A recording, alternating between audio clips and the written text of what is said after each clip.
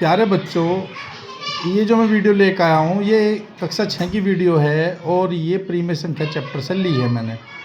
ये जो परिमेय संख्या से ली गई है, ये जो वीडियो है आपकी, यदि दो परिमेय संख्याओं के बीच में हमें अन्य परिमेय संख्या ज्ञात करनी है उस पर आधारित है। तो बच्चों आइए देखते हैं। देखो मैंने लिखा है यहाँ पे कि दो परिमेय संख्याओं के बीच यदि अन्य परिमेय संख्या ज्ञात करना हो तो कैसे ज्ञात करेंगे। तो आपको जो है एक सूत्र याद रखना है बस, बीच की परिमेय संख्या इज इक्वल टू 1/2 पी जमा क्यू। जो पी है वो भी परिमेय संख्या है और क्यू है आपको वो भी परिमेय संख्या है। दोनों को जोड़ देंगे और जोड़कर उनका हाफ कर देंगे। मैंने देखो यहाँ पे एग्जाम्पल लिया है एक, जैसे कि एक परिमेय संख्या मैंने 1/3 और दूसरी 1/2, ठीक बीच परिमेय संख्या ज्ञात करनी है, ये ली है।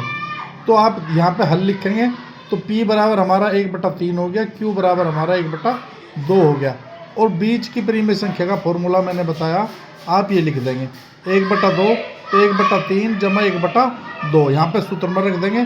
लघुत्तम देखो 3 दूनी 6, दोनों अभाज्य संख्याएं हैं। जब अभाज्य संख्याएं होते हैं तो उनकी मल्टीप्लाई करके लिख देते हैं, और 2 की गुणा ऊपर 2 एकम 2, 3 एकम 3।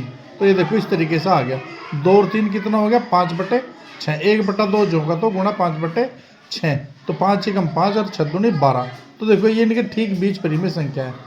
दूसरा उदाहरण मैंने ऐसे लिया है, देखो -7/8 और 7/8 के ठीक बीच परिमेय संख्या ज्ञात करनी है। तो देखो यहाँ पे P बराबर हमारा -7/8 और Q बराबर हो गया हमारा 7/8। दो परिमेय संख्या, ठीक बीच परिमेय संख्या, वही फॉर्मूला 1/2। अब की बार में डायरेक्ट P लिख दिया है -7/8 7/8 जमा 7/8। देखो ये भी 7/8 है, हर समान है, तो ये जो का तो लिख दिया। नफी के 7 में से जमा का 7 जाके 0 बचता है, तब 0 की जब मल्टीप्लाई करेंगे तो 0 हो जाएगा। तो इसके बीच ठीक 0 संख्या है। इसी तरीके से एक उदाहरण लिया है मैंने बेटा तीसरा, नफी 3 और 4 के बीच ठीक परिमेय संख्या ज्ञात करनी है। तो देखो बेटा दो परिमेय संख्या होगी, तो यहाँ पे P बराबर कितना लिया है नफी का 3 और Q बराबर कितना लिया है मैंने 4।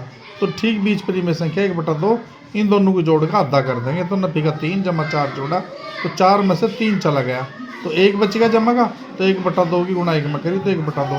तो बेटा इस तरीके से देखो हम स्क्रीनशॉट लेकर तुम इसका अभ्यास कर सकते हो और इस ठीक बीच की परिमेय संख्या ज्ञात हम कर सकते हैं। तो इसका अभ्यास करें, अच्छा कंसेप्ट है, पेपर में आ सकता है आपके। इसको सूत्र को याद रखना जरूरी है आपको।